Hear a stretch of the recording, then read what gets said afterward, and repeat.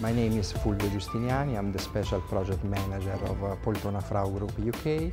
I've coordinated the seating for the Royal Shakespeare Theatre project in Stratford-upon-Avon. Hello, I'm Flip Tanner and I'm Project Coordinator for the Royal Shakespeare Company, part of the team that are delivering the new theatre. Simon Erridge, I'm a Director from Bennett's Associates Architects. I've been leading the running of the project now for nearly 6 years at the Royal Shakespeare Theatre. And I've been running the architectural team and we've been leading the design team through the project to completion. My name's Gavin Green, I'm the Design Director of Charcoal Blue and we're the theatre consultants to the RSC project. The theatre that I and my generation inherited is, I think, a two-room space built in 1933, the age of cinema, and I think actually it is what was built in 1933 was a cinema.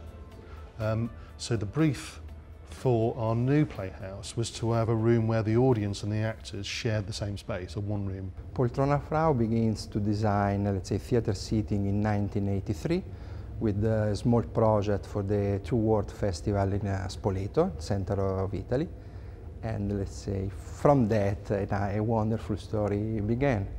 The Royal Shakespeare Theatre has been, let's say, one of our most, let's say, challenging projects we ever did, because we did so many different, let's say, variation of chair and in this project in order, let's say, to perfectly adapt the chair to the space, to the project requirement, to the project specification, to the client requirement.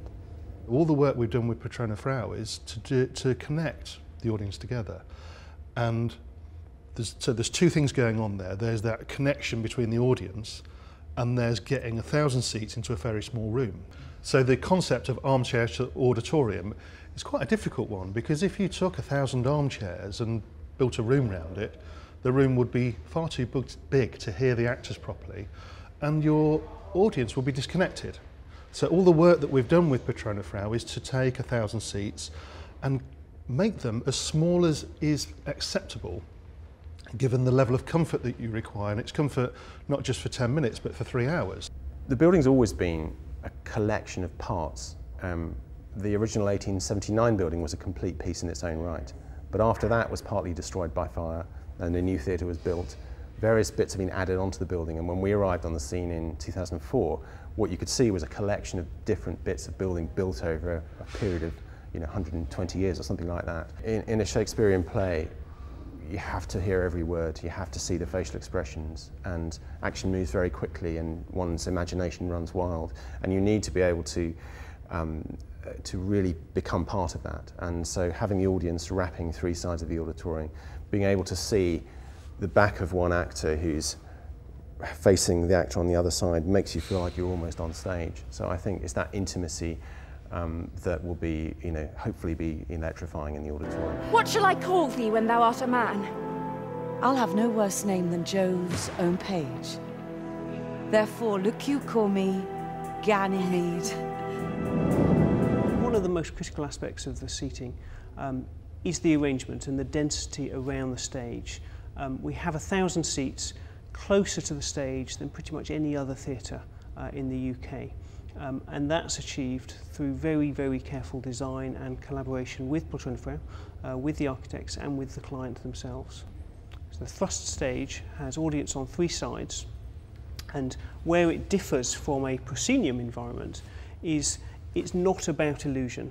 The focus is on the text of the play, so there are fewer set pieces, fewer elements of scenery, and a much stronger engagement with the performers. And the performers themselves have a very hard job, because they actually are continually moving around. They're not stood in a single place, talking out to an audience. They are turning, they are twisting. So one of the challenges is obtaining the correct acoustic within the auditorium. So we have reflective components, reflective panels, either side of the stage that help bounce the volume, bounce the voice back to audience behind them, and the seats do play an important part in that job. In producing a high volume number of seats, like 1,000 seats or even more for larger venues, it can be very easy to lose that attention to detail, certainly with the end product, and you end up with frayed arms and seams that don't quite work. But actually, we haven't felt that at all with the Poltrona Frau seats.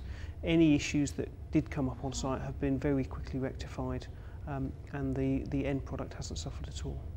Oh, we did a lot of projects, mainly working with the major architects all around the world. Just to mention a couple, the Walt Disney Concert Hall in Los Angeles with Franco Gehry, the Music Auditorium in Rome with Renzo Piano.